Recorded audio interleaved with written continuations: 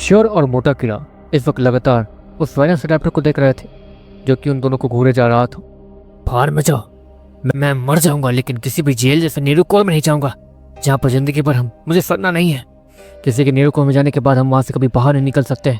हम बस उस इंसान के हाथों की कुछ पुतली बुन के रह जाएंगे और बस उसके बॉडी के साथ जुड़ पाएंगे। बस हमारी फ्रीडम हमसे छीन ली जाएगी। वो वेलोसिराप्टर इतना कहने के बाद गिर जाता जैसे कि वो मरने वाला हो। अच्छा मोटे कीड़े एक बात बताओ, अगर मैं इसे अपने नीरुकोर में रख लूँ तो क्या ये बच जाएगा? श्योर, मोटे कीड़े कहता हाँ, अगर मैं भी मर जाता हूँ तो मैं भी रिकवर के लिए तुम्हारे नीरुकोर में ही जाऊँगा, जिसके बाद मैं रिकवर कर सकता हूँ, मतलब एक तरीके से दोबारा जिंदा भी हो सकता हूँ।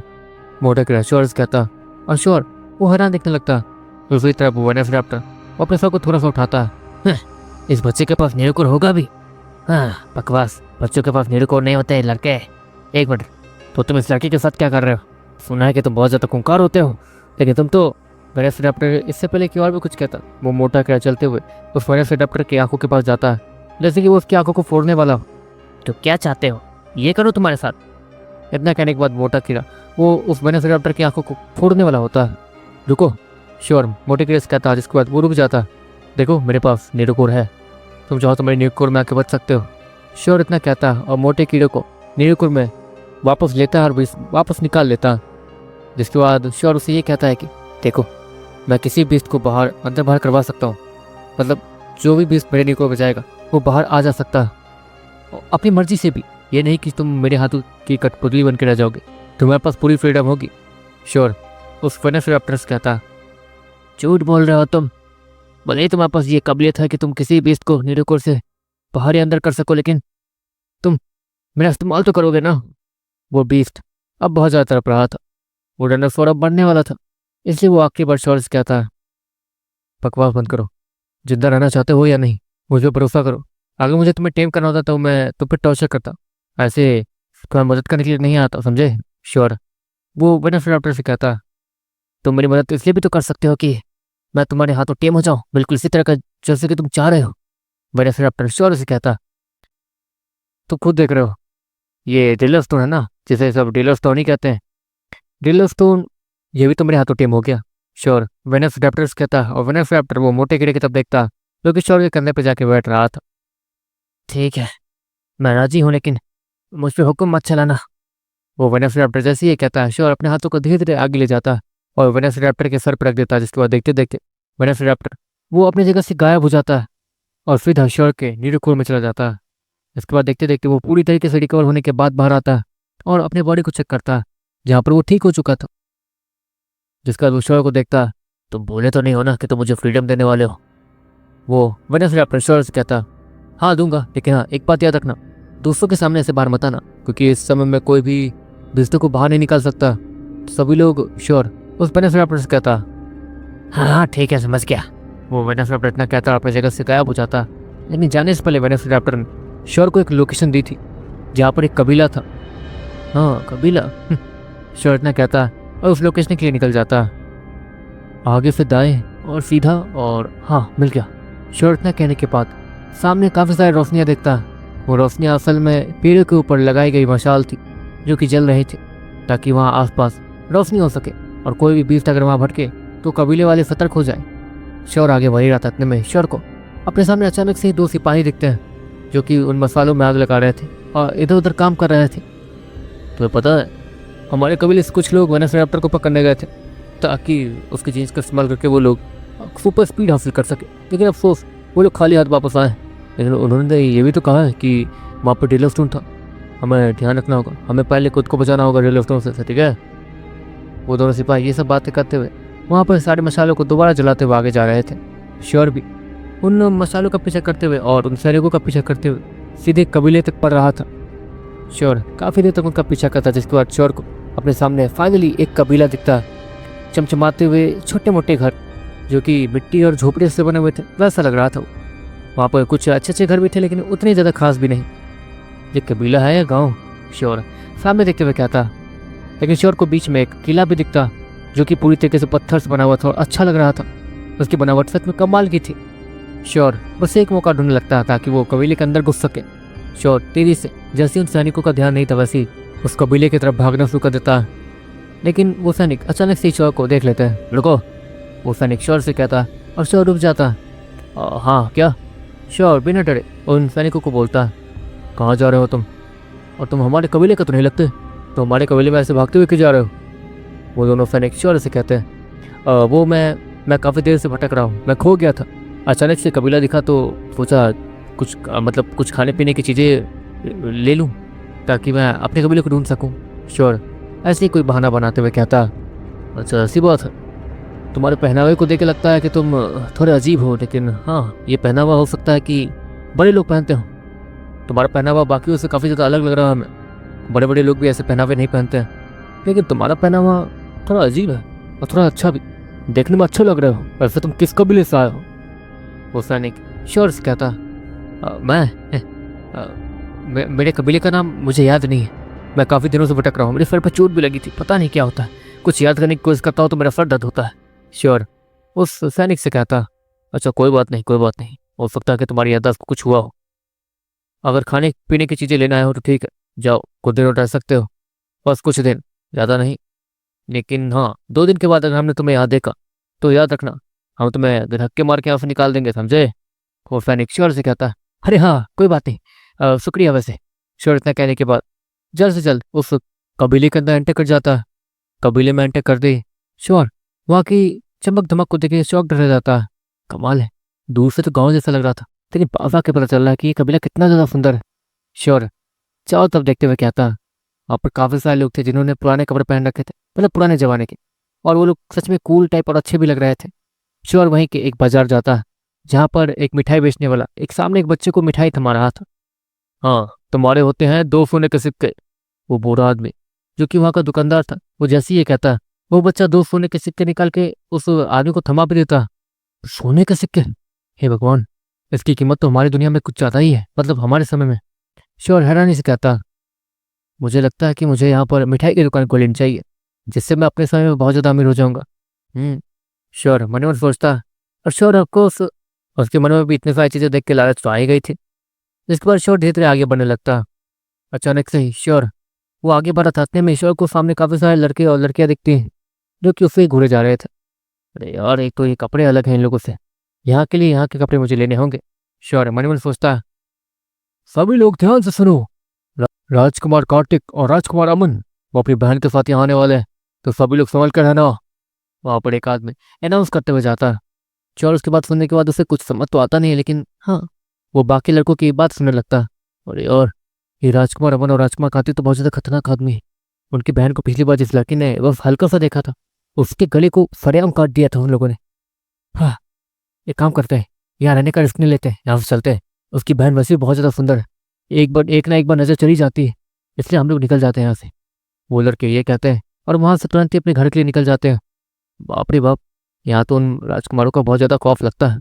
श्योर इतना कहता है, राजकुमारी? बहुत ज़्यादा सुंदर राजकुमारी? क्या मैंने उस दिन जंगल में जिसे देखा था और जिसके बाद मैं अपने समय में चला गया था टेलीपोर्ट होकर, तो क्या वो वही राजकुमारी थी?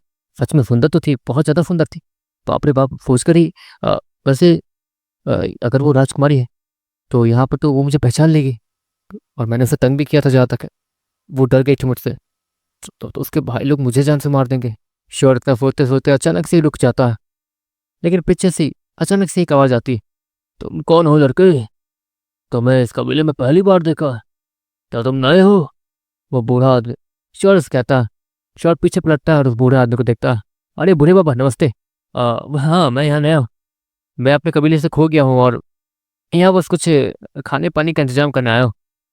श्योर उस बूढ़े आदमी से कहता, अच्छा ऐसी बात है, यहाँ तो गए हो, लेकिन ध्यान रखना कुछ देर बाद यहाँ से राजकुमार और राजकुमारी जाएंगे, उनके तरफ देखना मत। वो बूढ़ा आदमी श्योर से कहता, देखिए मुझे ज़्यादा कुछ पता नहीं है, अगर आप मुझे कुछ कुछ बता दे तो। श्योर उस बूढ़ा आदमी से कहता, ठीक है बताता हूँ। यहाँ के राजकुमार वो अपनी बहन को लेकर बहुत ज़्यादा सीरियस रहते हैं। उसकी बहन को अगर कोई देख ले तो वो तो उसकी आंखें नोच ले, ऐसी हालत है उनकी। लेकिन यहाँ की राजकुमारी, मतलब हमारी राजकुमारी भी किसी से कम नहीं है, वो इतनी सुंदर है कि तुम सोच भी नहीं सकते हो। बहुत सारे कबीले वाले उन्हें हासिल करने के लिए न जाने क्या क्या प्लान बनाते रहते हैं। कई लोग तो जबरदस्ती यहाँ आते हैं राजकुमारी को हासिल करने के लिए, लेकिन पता नहीं क्यों हासिल कर नहीं पाते। पता नहीं, ये मिस्ट्री तो मिस्ट्री रह जाएगी, लेकिन राजकुमारी के भाई वो कोई भी कमी नहीं छोड़ते अपनी बहन को बचाने में। और तो और इससे पहले कि वो बूढ़ा आदमी और भी कुछ कहता, राजकुमार और राजकुमारी आ रहे हैं, सभी लोग रास्ता दो, वहां पर चिल्लाते हैं। और देखते देखते वहां सभी लोग एक रास्ता बनाकर वहां झुक जाते हैं। रास्ते के दो तब वो लोग झुके हुए थे और बीच से एक अजीब सी गाड़ी आ रही थी जो कि लकड़ी की बनी हुई थी। ये तो रथ है, श्योर इस्माइल के साथ कहता। श्योर भी आगे जाके झुक जाता है उस बूढ़े अंकल के साथ और एक बार पलट के उस रथ की तरफ देखता जहाँ पर श्योर को एक खूबसूरत सी लड़की दिख जाती। अचानक से श्योर के सर पे कोई हाथ मारता। अरे पागल, नीचे देख, वो बूढ़ा आदमी श्योर से कहता और उसके हाथों को श्योर के सर पर नीचे कर देता ताकि श्योर अपना सर तुरंत ही नीचे कर ले। जिसके बाद देखते देखते वो रथ श्योर के सामने से गुजरने लगती है, लेकिन पता नहीं क्यों श्योर के बेकार के वक्त वो रथ श्योर के ठीक सामने आके रुक जाती है। क्या हुआ, गाड़ी आगे क्यों नहीं बढ़ा रहे हो? राजकुमार अमन वो उस आदमी से कहता है जो कि रथ को चला रहा था। राजकुमार, हमें नहीं पता, ये बीफ आगे नहीं बढ़ रहा है। वो आदमी जो कि उस रथ को चला रहा था वो राजकुमार अमन से कहता, उस गाड़ी को एक तरीके से किसी घोड़े को खींचना चाहिए था, लेकिन वहाँ पर एक बीफ था जो कि उस गाड़ी को खींच रहा था और वो कमज़ोर भी लग रहा था। अचानक से वो दोनों बीफ जो गाड़ी के आगे थे वो बहुत ज़्यादा डरना शुरू कर देते हैं और इधर उधर घूमना शुरू कर देते हैं जैसे कि वो किसी चीज़ से डर रहा है। श्योर तुरंत ही उस तरफ देखता, लेकिन जब तक श्योर उस अजीब से बिफ्ट की तरफ देखता है जो कि हिल डुल रहे थे वो शांत हो जाते हैं। जिसके बाद श्योर की नज़र नीचे जाने से पहले उस तरकीब पर चली जाती। वो दोनों राजकुमार तुरंत ही श्योर को नोटिस करते हैं। अरे ओ, सर नीचे कर अपना, बढ़ना। राजकुमार अमन गुस्से में श्योर से कहता। श्योर वो सर झुकाने के बदले उल्टा खड़ा हो जाता है और राजकुमारी रश्मि को देखते रखता है। राजकुमारी रश्मि यही नाम था उसका। जहाँ तक श्योर को पता चला था वो उसकी आंखों में आंखें डाल के देखे जा रहा था और वो लड़की भी, मतलब वो राजकुमारी रश्मि, वो भी श्योर को पहचान लेती है। ये वही कमीना था जो कि उसे डरा कर भाग गया था, पता नहीं कहाँ गायब हो गया था भूत की तरह। रश्मि को तो ये लगा था कि ये कोई भूत है जो कि उसके सामने से कहीं गायब हो गया धूप की रोशनी में जाते ही और मर गया होगा, लेकिन ये उसके सामने था। राजकुमार अमन तुरंत ही रथ से नीचे उतरते हैं और अपनी तलवार लेकर श्योर के तब बनने लगते हैं। श्योर अभी रश्मि को ही देखे जा रहा था। अगली बार श्योर के हाथों में एक पत्थर आता है और वो उस पत्थर को सीधे राजकुमारी रश्मि की तरफ फेंक देता। राजकुमारी रश्मि ये सब देख के डर जाती है, लेकिन वो पत्थर उससे नहीं लगता। वो पत्थर रश्मि के ठीक बगल से होते हुए जाता है और रश्मि के ठीक पीछे जो तीर आके उससे लगने वाला था उससे लग जाता है। वो तीर जैसे ही उस पत्थर से टकराता है वो दोनों ही अलग हो जाते हैं और एक एक जगह गिर जाते हैं। लेकिन पता नहीं क्यों उस तीर के ऊपर कुछ तो था जो कि अजीब था। उसके ऊपर जहर लगा हुआ था जिसकी कुछ बूंदें रश्मि की आंखों में चली जाती हैं और रश्मि वो दर्द में चिल्लाना तो चाहती थी, पता नहीं क्यों वो चिल्ला नहीं पा रही थी। वो तुरंत नीचे गिर जाती है और उसकी आंखों से खून निकलने लगता है और ऊपर से एक अजीब सी परछाई भागना शुरू कर देती है। राजकुमार अमन और राजकुमार कार्तिक तुरंत ही रश्मि के पास जाते हैं और उसे संभालने लगते हैं। जल्दी वैद्य के पास ले चलो, उसका मेरे को बाद में देखेंगे। राजकुमार कार्तिक वो सभी से कहता है, जिसका देखते देखते वो रथ तेजी से आगे भागनी शुरू कर देती है। श्योर उस तब देखता है जहाँ पर वो परछाई गायब हुई थी। श्योर तुरंत ही मोटे कीड़े को काम पर लगा देता है और सीधे उस डायरेक्शन में जाने लगता है जहाँ पर वो आगे भागा था। श्योर उस डायरेक्शन में पहुँचता है और अपने सामने की तरफ देखता है जहाँ से एक आदमी नॉर्मल होते हुए आगे आ रहा था और ऑफकोर्स श्योर मोटे कीड़े की हेल्प से उसे पहचान पाया था। मोटा कीड़ा जमीन में जाके अच्छे से ऊपर की चीज़ों को सेंस कर सकता था और वो आदमी वही है। श्योर को ये बात पता चल चुकी थी मोटे कीड़े की वजह से। श्योर धीरे धीरे आगे बढ़ता है और अचानक से उस आदमी से टकरा जाता है। अरे अरे माफ़ कर दीजिएगा, श्योर उस आदमी से कहता है, लेकिन वो आदमी वो श्योर को उल्टी पुल्टी नज़र से देख रहा था जैसे कि श्योर ने उसका पूरा काम बिगाड़ दिया। और कोर्स श्योर ने उसका पूरा काम बिगाड़ा था। देखते देखते श्योर उस आदमी के करीब जाता है और उसके हाथों को पकड़ लेता। तो तुम ही हो वो काले कपड़े वाले आदमी, है ना? श्योर इस्माइल के साथ कहता। बच्चे, लगता है तुम्हें किसी चोर को पकड़ना नहीं आता। इतना कहने के बाद वो आदमी श्योर के हाथों को गोल घुमाता है और उल्टा श्योर के हाथों को पकड़ता है, जिससे अब वो श्योर के हाथों को एक सेकंड में तोड़ सकता था और वो उसे तोड़ने की कोशिश करने भी लगता है। श्योर जो हीरो बनते हुए यहाँ आया था अब जीरो लग रहा था। उसके हाथ तो अब टूटने वाले थे। अगले ही पल जमीन के नीचे से एक अजीब सा कीड़ा बाहर आता और वो सीधे उस आदमी के पाँव के बीचों बीच एक छेद कर देता, जिसकी वजह से वो आदमी दर्द में चिल्लाता है, नहीं। वो आदमी इतना कहते हुए जमीन पर गिर जाता है, अपने पाँव को पकड़ लेता। श्योर रात बड़ी सांस लेता, जिसके बाद वो मोटा क्रैशर के शर्ट के अंदर छिप जाता। अरे ओ पागल, अगली बार निशाना ठीक से लगाना। तुम्हारा निशाना इतना बेकार था कि मुझे खुद अपना डायरेक्शन बदलना पड़ा, वरना तो वो लड़की नहीं बचती। मोटा क्रैशर से कहता, हैं ये मैंने तो पत्थर बना के फेंका और मेरा निशाना सच में गलत था क्या? श्योर मोटे क्रैश कहता, पहले उस पर ध्यान दो, वो भाग जाएगा, वो मोटा कीड़ा। श्योर कहता है। श्योर पीछे पलट के देखता है जहाँ पर वो आदमी सच में लड़खड़ाते हुए भाग रहा था। श्योर इस आदमी को सिर्फ पकड़ना चाहता था क्योंकि श्योर को कुछ गोल्ड कॉइन्स चाहिए थे, जिससे श्योर आप पर अच्छे से जी सकता है शायद श्योर की नज़र में। या फिर वो गोल्ड कॉइन्स श्योर के अपने टाइम में बहुत ज़्यादा काम पे आएंगे, श्योर को बहुत सारे पैसे मिल सकते हैं, श्योर बहुत सारी चीज़ें खरीद भी सकता है। श्योर तुरंत ही फार्मी को पकड़ लेता है और फार्मी की हालत सच में खराब हो चुकी थी बहुत ज़्यादा खून बहने की वजह से। श्योर उसे पकड़ के घसीटते हुए सीधे महल ले जाता। महल के बाहर कुछ सैनिक भी खड़े थे। रुको, तुम अंदर नहीं जा सकते हो। और ये आदमी कौन है? देखो, हमारे वैद्य सिर्फ महल वालों के लिए, बाहर वालों के लिए नहीं। वो सैनिक श्योर से कहता है, वैद्य मतलब डॉक्टर? अच्छा ठीक है, मैं ये कहना चाहता हूँ कि यही है वो आदमी जिसने राजकुमारी रश्मि के ऊपर हमला करने की कोशिश की थी और मैंने उसे पकड़ लिया। श्योर इस्माइल के साथ उस सैनिक से कहता कि ये क्या वक्र वो लड़के, क्या पता हो ये वो जो भी है जो कि राजकुमारी को मारने की कोशिश कर रहा है या फिर उन्हें हासिल करने की कोशिश कर रहा है, वो ये काफ़ी समय से कर रहा है और काफ़ी समय से बच भी रहा है। राजकुमार अमन और राजकुमार कार्तिक उसे आज तक पकड़ नहीं पाए और तुम कह रहे हो कि तुमने इसे कल का आया वो छोकरा इसे पकड़ लिया? वो सैनिक श्योर पर शक करते हुए कहता, जिसके बदले में श्योर उस आदमी के कान पे एक रख कर देता। इसके बाद मैं ही हूँ वो, प्लीज मुझे वही हूँ वो, मैं वही हूँ जिसने राजकुमारी रश्मि पर हमला किया। वो आदमी एक ही थप्पड़ में सारी चीज़ें कर देता और वो सैनिक भी थोड़ा सीरियस दिखने लगता। अंदर चलो मेरे साथ, वो सैनिक इतना कहता और श्योर को उस आदमी को घसीट के लाते हुए देखते रहता। अजीब बात, ये तो बच्चा है और ये उस ताकतवर आदमी जिसके पास नीलकोट तक है उससे कैसा रह सकता है? वो सैनिक हैरानी से कहता है। उसके नज़र में श्योर एक बच्चा है और उसके पास नीलकोट हो ही नहीं सकता, तो फिर ये श्योर कर कैसा रहा? वो समझ नहीं आया था उस सैनिक को। देखते देखते वो दोनों दरबार में पहुंचते हैं। यहाँ पर सामने एक महाराज बैठा हुआ था और राजकुमार अमन और राजकुमार कार्तिक भी वहीं पर मौजूद थे। महाराज स्यूनेस, इस लड़के का ये कहना है कि राजकुमारी रश्मि के ऊपर हमला करने वाला यही शख्स है।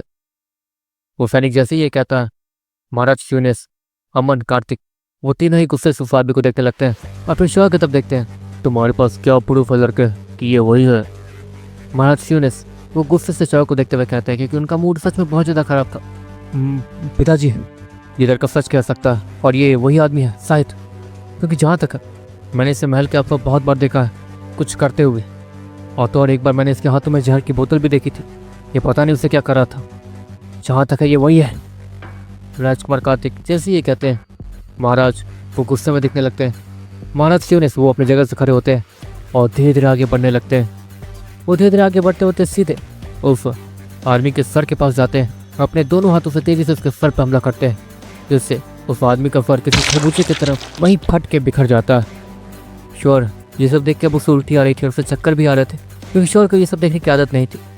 श्योर एक टाइम भी तो अपने सर को संभाल नहीं पा रहा था और चक्कर खा के गिरने वाला था, जिस पर अचानक से एक आवाज़ उसका ध्यान खींच लेती है। अचानक से पीछे से दरवाजे खुलने की आवाज़ आती है। श्योर जैसे पीछे मुड़ता है, श्योर को एक वैद्य दिखती है जो कि यहाँ की डॉक्टर है एक तरीके से। वो वैद्य आगे आती है। महाराज, हमारे ख्याल से हम रश्मि की आंखें ठीक नहीं कर सकते हैं क्योंकि हमारे पास वो उपकरण नहीं है जिससे हम उसकी आंखें ठीक कर सकें। उसकी आंखों पर जो जहर लगा है वो पूर्वी जंगल के नाग का जहर है जो कि बहुत ज़्यादा खतरनाक होते हैं और रश्मि की हालत बहुत ज़्यादा ख़राब हो चुकी है। उसके आंखों की हालत बहुत ज़्यादा ख़राब हो चुकी है। अगर उनकी आंखों को ठीक करना है तो हमें किसी हाई रैंक वैद्य को उन्हें दिखाना होगा या फिर ऐसी जड़ी बूटी चाहिए होंगी जो कि 5वें सितारे वाले कबीले मिलती हैं, और हमारे पास इतने पैसे या फिर इतने कुछ है नहीं जो कि हम वो दवाई खरीद सकें, और ना ही हम लोग जंगल को पार करके वहाँ जा सकते हैं क्योंकि रास्ते में बहुत बड़े बड़े जंगल आते हैं जहाँ के बीस्ट हमसे ज़्यादा ताकतवर है, बहुत बहुत ज़्यादा ताकतवर। वो वैद्य महाराज स्यूनेस से कहती है, मुझे ये सब नहीं सुनना, वो ठीक हो सकती है या नहीं, क्या परेशानी है जल्दी बताओ। वैद्य वो महाराज की बात सुनने के बाद वो एक इशारा करती है, जिसके बाद उस दरवाजे से राजकुमारी रश्मि कुछ वैद्यों के साथ आती है।